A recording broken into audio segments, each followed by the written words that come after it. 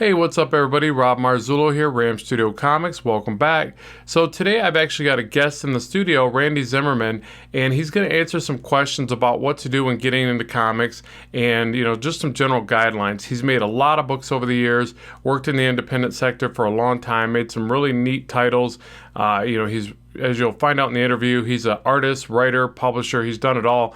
So if there's anything we didn't cover, make sure to comment in the section below. We'll get back with you, or maybe we'll do a future episode to cover it. So this should be some really great content for you. Now keep in mind, the audio is a little bit subpar because I never really had somebody in the studio and recorded like this before, so I should have did some more audio checks. But hopefully the content's still good enough for you to listen through and enjoy. I'd love to know what you think. So without further ado, let's jump on in. All right, so with me today, I've got Randy Zimmerman, comic book artist and writer, right? Artist, writer, producer. Yeah, a little publisher, yeah. everything. Crazy man. He's done it all. He's seen it all. And Randy's going to give us a few gems of advice as it pertains to, getting your comic book out there. So as we know on the channel here, a lot of times we get questions of how do I get my comic out there? What do I do? What's A to Z, A to P? Everybody's kind of confused about the process.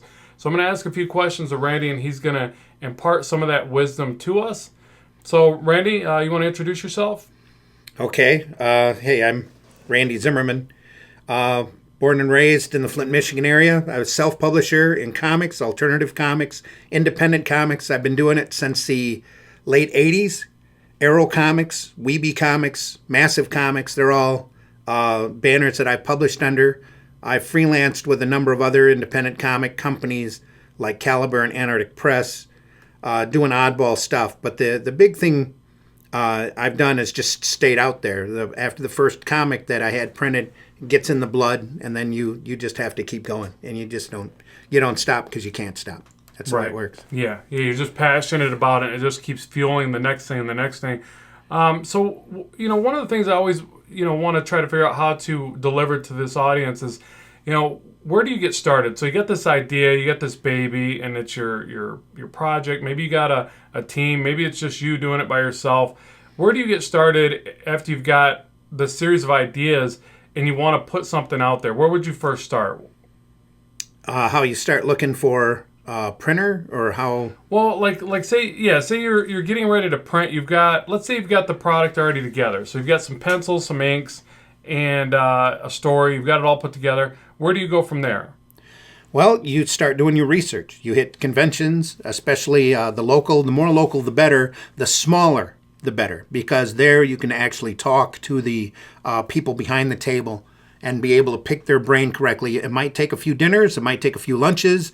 You build up some connections with people that have done this before, especially products that you like and admire.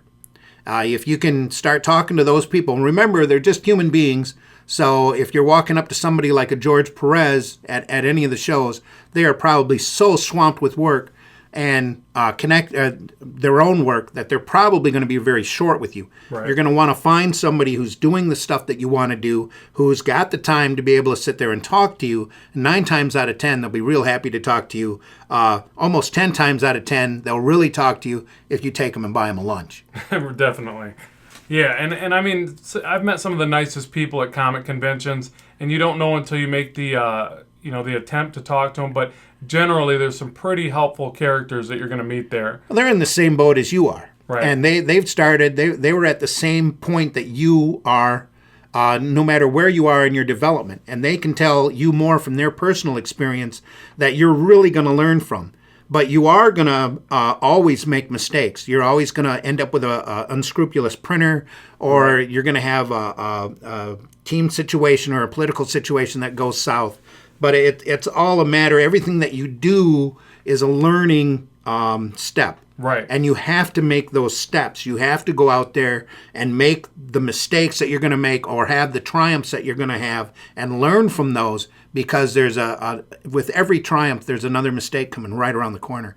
And you have to look at that, and you have to learn from your good, but especially learn from your bad. And that's the key thing, is the failures are where you're going to learn from. Yep, totally so agree. You're going to have to get out there and start snooping around, because there's plenty of printers out there, especially anymore, that are looking for business.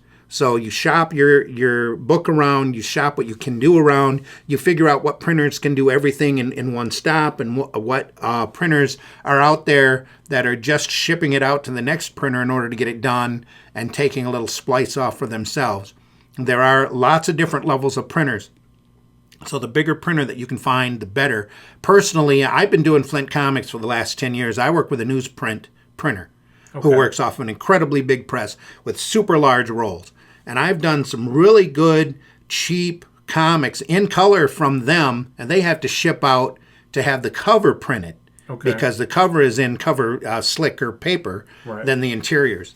But all in all, the printer that I'm working with, I can get 5,000 copies of an awesome newsprint comic done for about $1,700. Okay. Which is, if you look at it per unit, you're looking at 34 cents a unit. That's an awesome price, I would say. So say that you kind of take that road, or say you're even smaller than that and you just want to get started and do like maybe an ash can or a mini comic. There's all sorts of different formats that you can work with. But the big key thing is to find that printer, again, that you like, and see what their presses are made for, what size they're made for. Like, for example, I wanted to get a big little book done and printed up. That's 4 inches by 4 inches. But there are very few printers out there that have the capabilities of printing that without making a ton of waste. Exactly. And you want to avoid waste as much as possible. The Flint Comics newspaper that I do, I circulate through the Genesee County, Flint area. I print 10,000 copies of that. Doesn't have any staples, doesn't have a slick cover.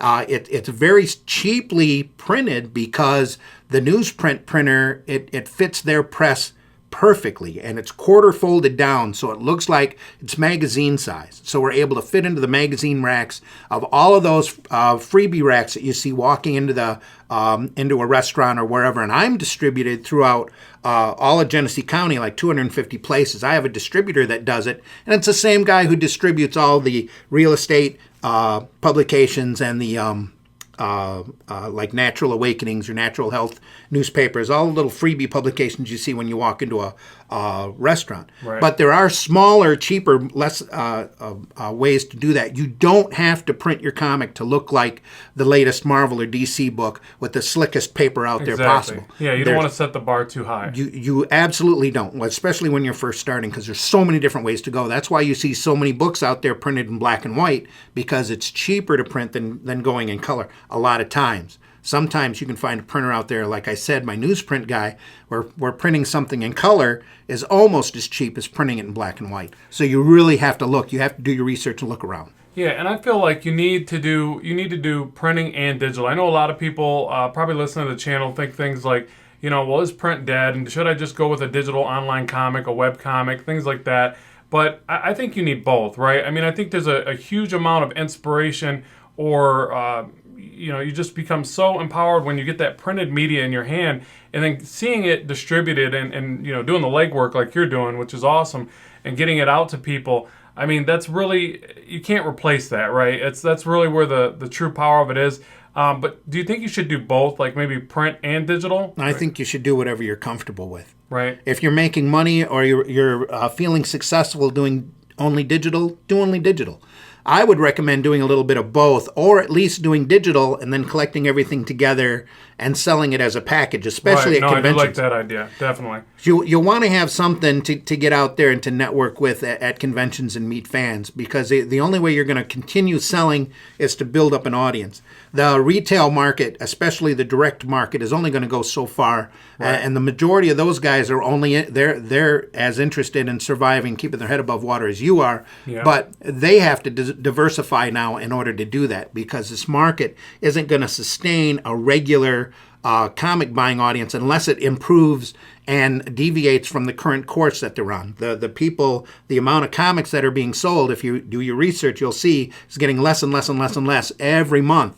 So you have to get out there, you have to diversify, and you probably have to go digital anymore in order to reach a wider audience, or at least make a wider audience aware of you. Exactly. Yeah, it's almost like before we got started, we were kind of talking about branding, and I think that's a big part, like sharing as much of that content, whether it be a digital comic or clips of the work, behind the scenes of the artwork, anything like that, and branding and getting an audience going so that when you do the print media, you've got somebody that's ready for it.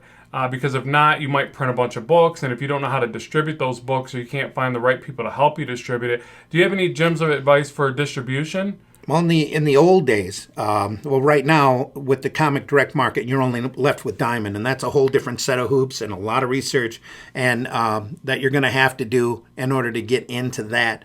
Unless you hoof it around individually to all of the retail shops, and then the majority of the time, the retail bosses, if they're even in the shop, aren't going to take the time to stop and talk to you because they're too interested trying to make their own money.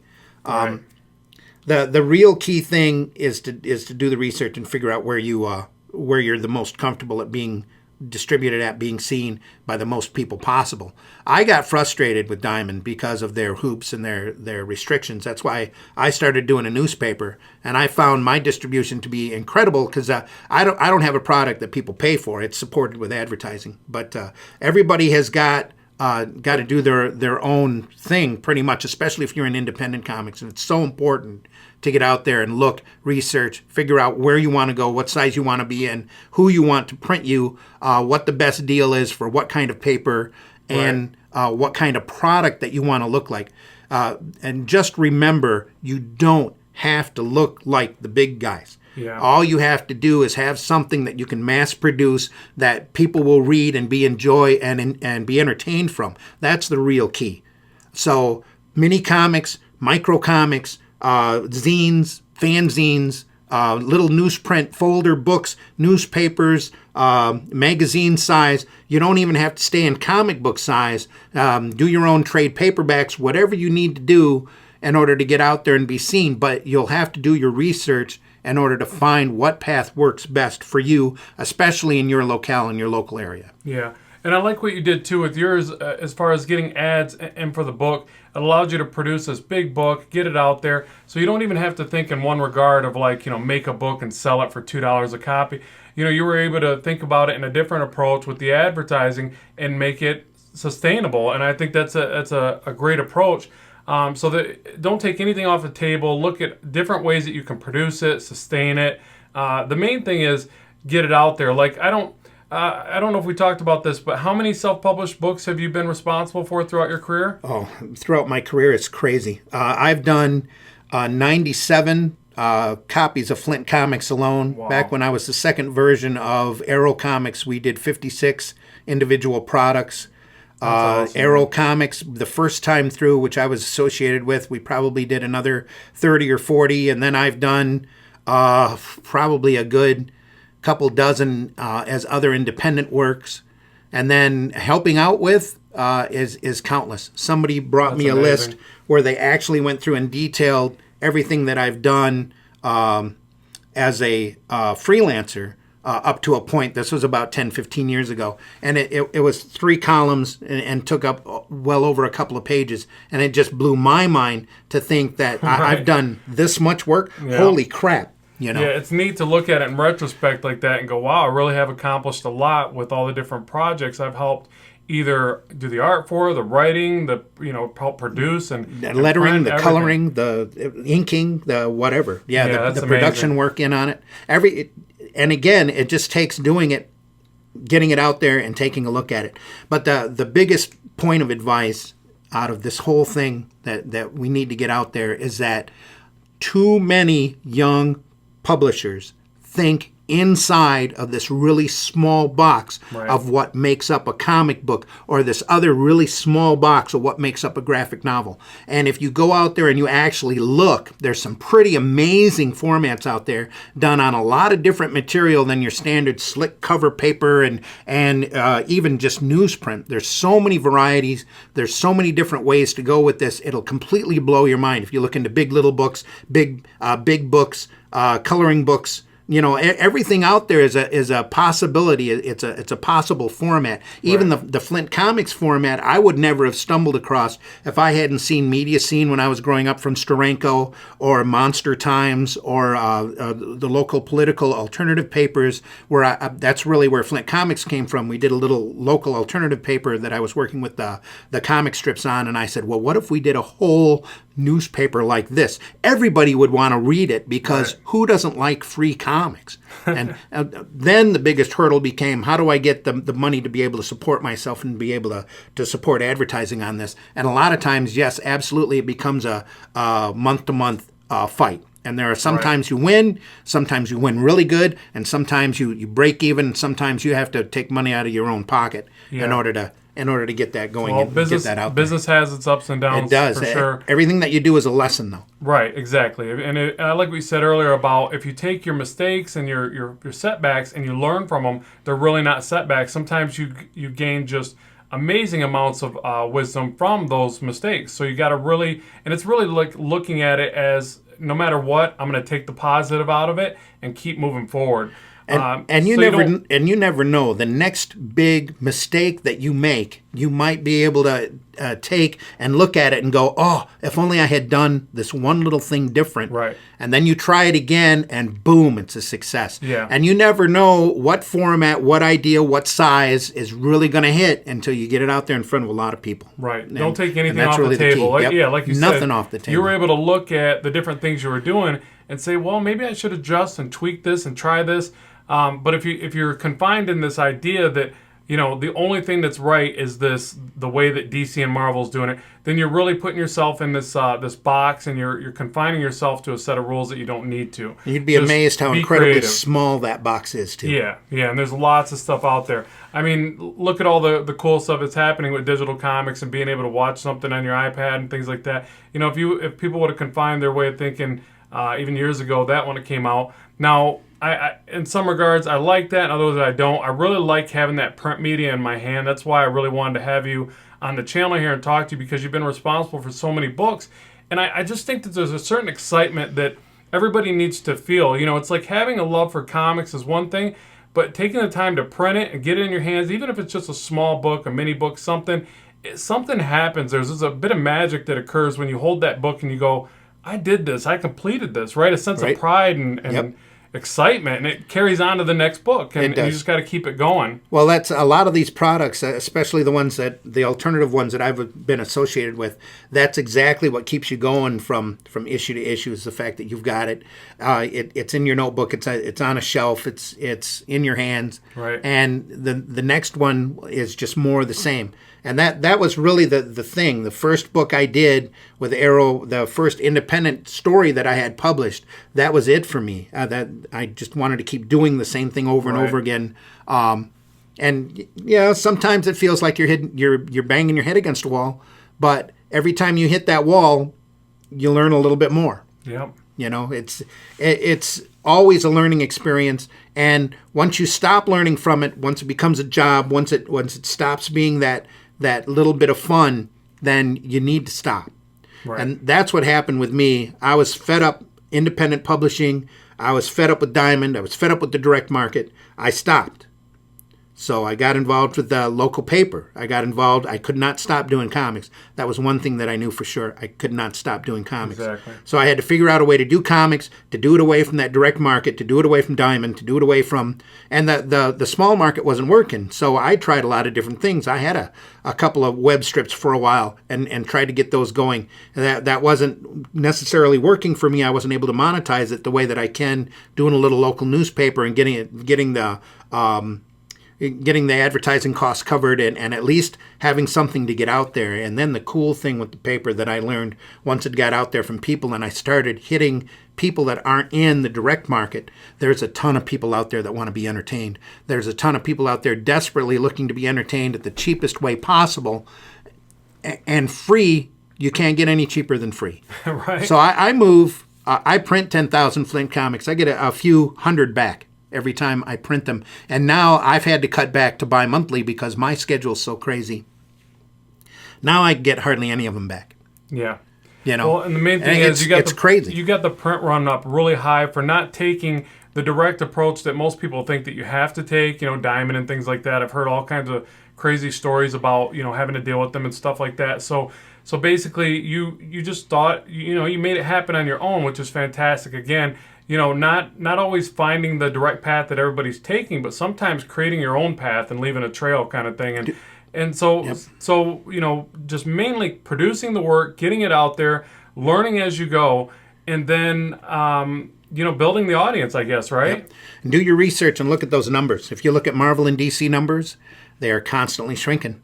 Somebody out there is going to come up with the next big way of doing comics. And it very possibly could be you. You just have to hit your head against the wall enough in order to get something out there that's successful. That's awesome. You're right. And I think that, we're gonna probably look into things like Indiegogo and Kickstarter and stuff like that. And we'll share nuggets of advice that we figure out as we try to do that, right? We've talked about that. Sure. I know I want to pursue that with my Blackstone comic. Yep. And then, maybe something comes of it, maybe it doesn't. But either way, we'll learn something by the pursuit of it. Exactly. Yeah. Yep.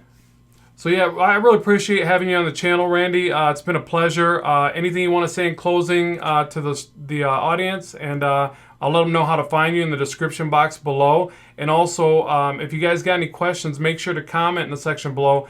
And me and Randy will try to get back with you. I'll ask Randy, and I'll get back with you, stuff like that. Anything you want to say, Randy? Oh, always good to talk to you, Rob. I appreciate you having me on. Yeah, Thanks. pleasure, man. Anytime. So thanks, everybody, for tuning in and watching. As always, keep drawing, keep having fun, and we will talk to you soon.